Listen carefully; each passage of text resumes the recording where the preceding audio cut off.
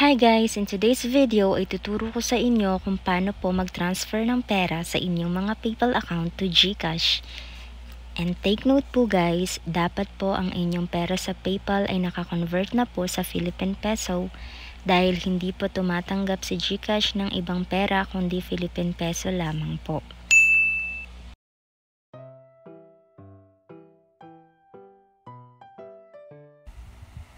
So ayan guys, i-click lang po natin si Chrome. Diyan po tayo magla-login ng ating PayPal. So type nyo lang ang inyong email and then yung password. And login. Ayan. So dito guys, makikita natin ang ating PayPal balance at ang currency amount na i-convert po natin sa peso. So i-click lang natin guys yung tatlong tuldok sa taas. Then click manage currencies. Ayan. So i-click lang natin si PayPal balance guys. And dito po lalabas yung mga currencies. Since US dollar po ang i-convert natin, i-click natin yung tatlong tuldok sa gilid. Then click convert currency. Ayan. Since meron akong $5, i-convert natin ito guys sa Philippine Peso. Ayan. So, click Philippine Peso, then next. At sa part na ito guys, makikita natin yung conversion rate po ng ating currency. Dito sa taas guys, itatype na po natin yung currency amount na i-convert natin into peso. So, since ako $5, ayan po ang aking itinype. And after nyan guys, i-click nyo lang yung next. Okay. So dyan guys, makikita ninyo, review and convert.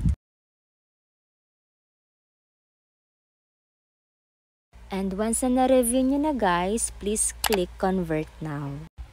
Ayan guys, ganyan po yung lalabas sa ating screen once na na-convert na po natin ito sa peso. So, click done. So, ayun guys, ganun lang po yung process ng pag-convert ng pera dito sa PayPal. Sana po nakatulong.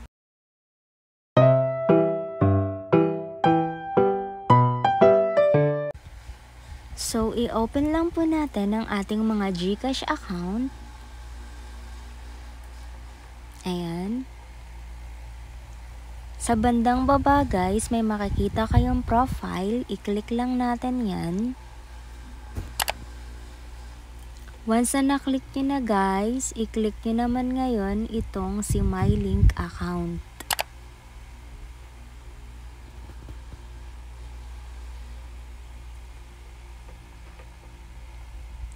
At pakiclick po natin si PayPal.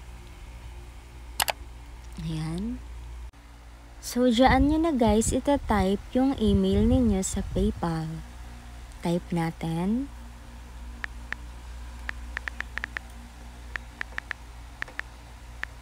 Okay. Once na-type nyo na guys, sa taas may makikita kayong link. Ayan. I-click nyo yan. And then, hintayin lang natin. So, ayan guys, i-type nyo na po ulit yung email ninyo or di kaya mobile number ninyo sa PayPal para malink na po natin ang ating mga account sa GCash. Okay, so ako ang itatype ko ay ang aking mobile number. At sa gilid guys, naka-US yan, click lang natin yung arrow down para malagay po natin iyan sa Philippines. Okay. Hanapin lang natin si Philippines. Ayun. And click natin yan guys. At ayusin po natin ang ating register na number. And take note guys, kapag maglilink po tayo ng account, make sure lang po na tama po yung details or name ninyo sa inyong mga GCash and PayPal. Kasi hindi po kayo malilink kung hindi po accurate ang inyong mga details sa inyong mga account. So, ayan guys, click lang natin ang next. Type your password guys.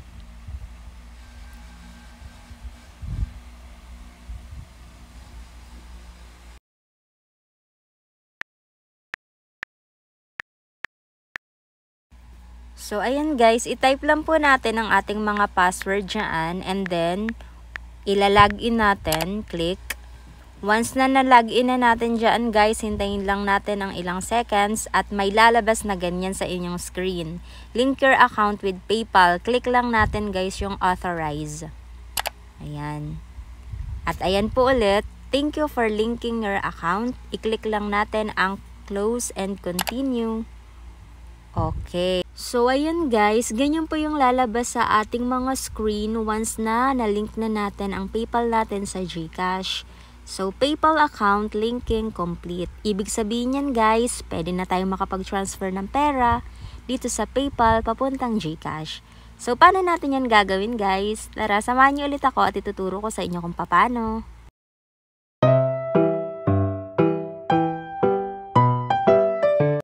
So, para naman guys, mai-transfer natin ang ating pera sa PayPal to GCash, punta lang tayo sa GCash at i-click natin itong cash in. Once na na-click natin yan guys, lalabas po dyan itong my link account na PayPal. So, once na na-click na po natin yung my link account ng PayPal, ayan po.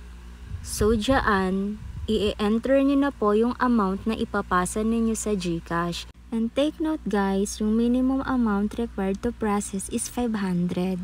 So dapat may pera po tayo sa PayPal na above 500 para po makapag-transfer po tayo ng pera to GCash. At ayan guys, dito guys sa taas, dyan po tayo magta-type kung magkano po yung amount na ita-transfer po natin. So, ako, 599.58.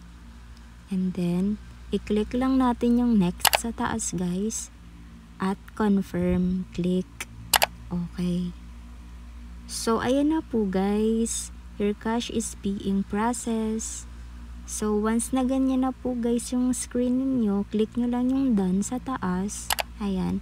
And ayan, guys, na-add na po yung transfer ko dito sa GCash ko. And then, ayun guys, may makikita rin po kayo na magno-notify sa inyo si GCash from PayPal. So, ayan. So, refresh lang natin yan guys. And, ganun lang po kasimple kung paano mag-transfer ng pera sa PayPal to GCash. And I hope na may natutunan kayo sa video na ito guys. So, kung may mga tanong po kayo, pwede po kayo mag-comment sa baba. And, please paki-subscribe po ang aking channel kung hindi pa po kayo nakaka-subscribe. Thank you guys for watching. See you on my next vlog. Bye-bye.